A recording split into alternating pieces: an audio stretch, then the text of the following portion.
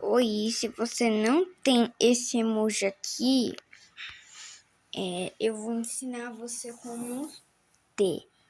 Primeiro você vai no WhatsApp e pesquisa o que eu tô pesquisando.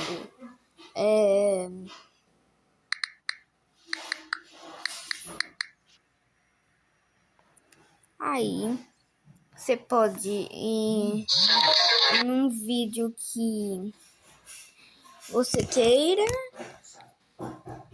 Aí você vai estar aqui, pressiona o dedo no comentário e vai copiar. Aí você vai nesse bicho aqui e clica aqui. Se você quiser, você coisa aqui.